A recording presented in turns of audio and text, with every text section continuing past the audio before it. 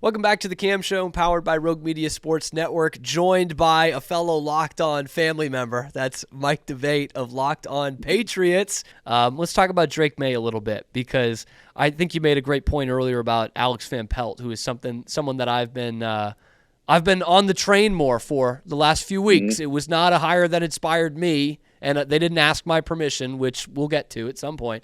But I was just like, really? The Browns obviously put together a good run last year with Flacco, and the first thing that sold me was they did it with 4 different quarterbacks. They made the playoffs, and the Patriots are going to run through a couple different quarterbacks this year. Okay, I like that. And then you start to hear about his play style a little bit more, which you had outlined with a lot of run to set up the pass, kind of traditionally in that sense, for play action, easier hits for young quarterbacks, especially taking deep shots, which we know Drake Maye has the arm strength. We don't know when he's going to be out there on the field, but how much do you think this offense and Van Pelt's philosophy really tailors to a guy like Drake Maye? I think it's a hand in glove fit from what I've seen and from being observant from what Drake is giving you on the field. Now, are there growing pains? Absolutely. There have been times out there where he does indeed look like a rookie. But right now, what Alex Van Pelt is instilling in Drake Maye is solid mechanics, protective mechanics that allow him to be able to protect not only the football, but also his field vision, and allowing him to utilize all areas of the field, not always feeling that he needs to push the envelope either by being mobile or by pushing the ball down the field with his arm strength. He's allowing him to be able to see everything as it happens on the field. And that's something that's going to take time. Again, a number 3 overall pick has very high expectations on his shoulders, but Drake came into this draft as being the highest ceiling, I think, of the quarterbacks that have been taken. And I say that without hesitation. I do believe that in terms of talent, this kid could be at the top of the heap of this draft class by the time these guys really start to roll into form. But at the same time, you knew it was going to take him a little bit of time to get acclimated, and that's what we're seeing now.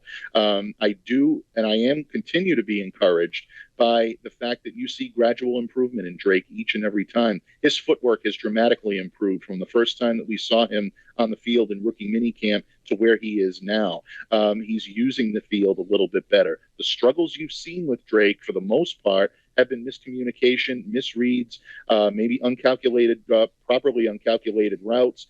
These are things that will take time and need to develop, but the effort is there and the desire is there. They just have to really, I think, force home his ability to connect with his receivers, because you're seeing mechanical improvements each and every time he takes the field. And the other thing, to your point there, it's like, have the Patriots had problems with receivers getting open the last few years? Absolutely. Have they had problems with offensive lines gelling? Absolutely. Like, that comes part of it with, week 1 or 2 of camp when some people are writing off Drake Maye already and saying, well, Joe Milton's the guy because he's taller. So let me ask you this, and you've watched a lot of his practices. And you've seen Mac Jones go through this process a few years ago, different coaching staff, but he went through it.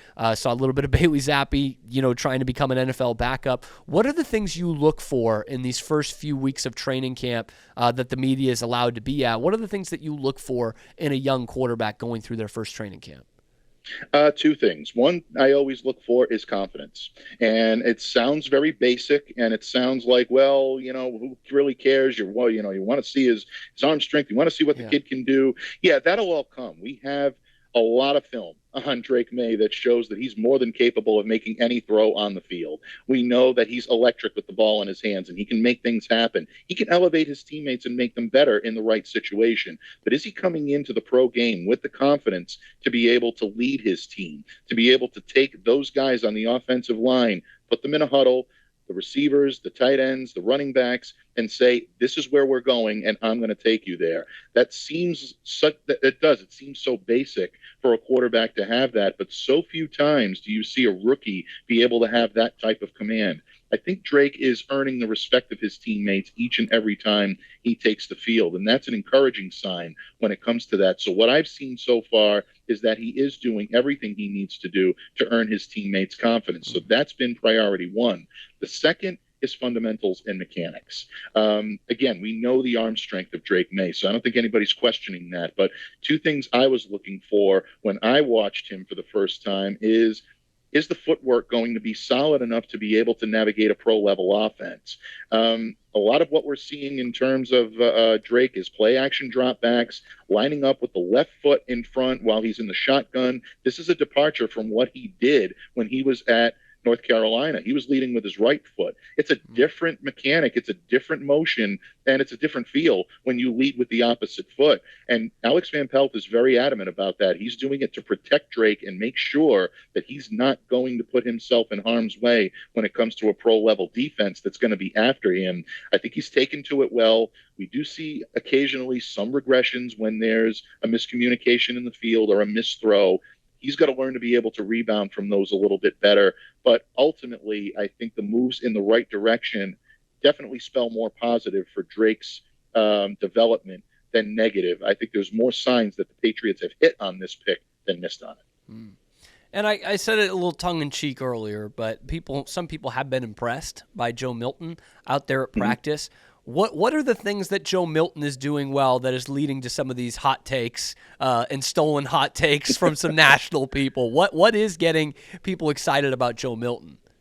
Well, obviously, I mean, his arm strength. I guess we're not allowed to call him Bazooka Joe anymore. It's now Rocket Joe. And I like that name better, to be honest with you. I really think that that fits it very well. But this guy can throw the football like very few I've ever watched. He is a joy to watch on the field, and he's agile. His athleticism is tremendous. Putting aside the backflips that he'll do out on the field that really are crowd-pleasing, and you'll get a huge pop. It's a nice aesthetic. But he's more fundamentally sound than I think I gave him credit for coming in. Don't forget, this guy was in the SEC. He's been in a big-time conference, played for Tennessee. He knows how to win games. He knows about the enormity of the moment being put on your shoulders. I've been very pleasantly impressed by what I've seen with Joe Milton, and I think a lot of what we've heard from either pundits or national analysts or people of that nature that are looking at some of the highlights and saying, yeah, Joe Milton's looked a little bit more fundamentally sound than Drake Maye. Joe Milton, believe it or not, has actually played more college football than Drake Maye. That's so true, it's not a huge surprise that he would be a little bit more advanced, especially the system and the coaching staff he's coming from. A little bit more of a powerhouse type program in Tennessee than North Carolina. So just because Drake is not rounding into that type of form just yet doesn't mean that the Patriots spent the third rounder when they could have spent the sixth on Milton and got similar production. I'm not really willing to go that route just yet, but you can see why the Patriots were interested in bringing in his athleticism. And I would love to see him hang around, maybe be the third quarterback on this team to give you so many different directions, because this kid really can, gun the football, and he can move around when he needs to as well. So he's been very impressive. All right, Panthers, Patriots, lid lifter on the preseason, week 1 coming up. And based off the reps that you've seen, how many quarterbacks do you expect that we will see in this week 1 preseason matchup? Well, if we're taking Jerod Mayo at his word and he says everybody who's healthy is going to get a chance to play, you may see all 4. Wow.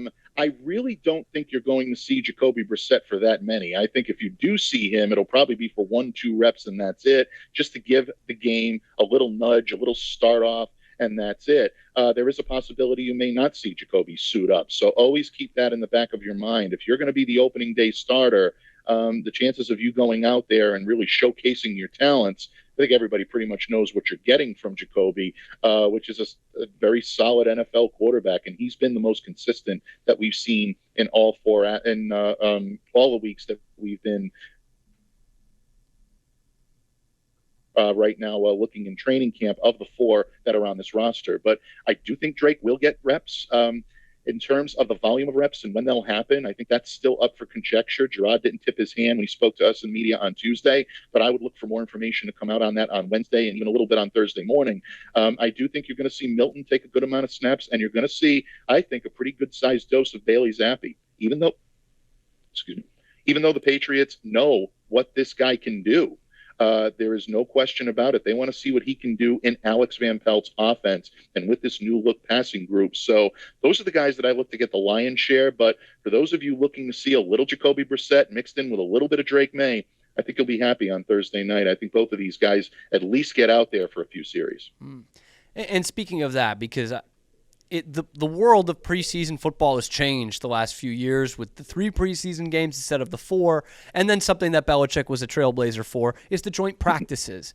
And right. Now everyone does it. I remember when it was kind of a new flashy thing 10 or 12 years ago, and now everyone's got joint practices. And for a quarterback like Drake Maye, how much weight do you actually put into these preseason games, or is it all in the joint practices now? It feels like we gain so much from that, and we hear so much about the coaches learning from that. So is there more weight put into those practices that they'll have with the Eagles, or more on the preseason games and seeing him out there with live bullets? I think it's a little bit of both, but to be honest with you, Cam, I'm right there with you. I put much more stock into what I see in the joint practice settings because I think you're seeing a little bit more. You're seeing the teams get a little more competitive with each other. It's a more intimate setting. So I think in that respect, you're looking at both teams trying to learn each other's strengths and weaknesses, and it's a great learning experience for a young quarterback. I remember a couple of years ago watching Mac Jones in joint practices with the New York Giants and really shining. As a matter of fact, I remember writing an article for Sports Illustrated saying Mac is in the New York groove, and I was really feeling, Kiss that day. So, Yes. Naturally, I'm trying to keep going with that. But it really does give you an opportunity to see these guys in a new light, and it's their first opportunity most of the time. Patriots are going to use a preseason game now before they do joint practices, which is a little bit of a reversal from what we've seen in years past. But at the same time, I think that joint practice with the Eagles is going to be very telltale when it comes to what the Patriots are going to do this year, how they're going to divvy up these reps, and what they expect out of Drake Maye especially. That's going to be his really first, I think, good test of how he's going to be able to handle a pro-level defense. I'm looking forward to it, and I, for one, can't wait to see what the kid can do, especially against a defense like Philly, which has a good amount of solid playmakers on it from top to bottom. That'll be a very good test for him, no question. Yeah, and can still get to the quarterback. It's not like it was 2 years ago, but they can still get after it and really test that offensive line as well. Mike Debate from Locked On Patriots. Mike, how can the people find your work, and how often can they find your work?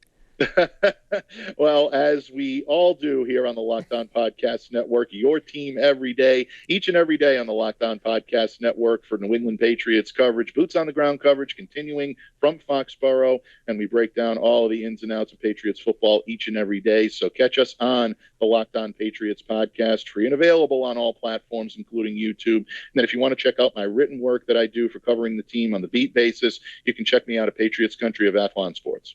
All right. Sounds good. Mike, so thank you so much for coming on. We're definitely going to have you on before the season, and we'll kind of take note of what we talked about today and see how it's all developed through the preseason. But, Mike, really appreciate your time. Absolutely, Cam. My honor and pleasure. Thanks for having me on today. We are Rogue Media Sports.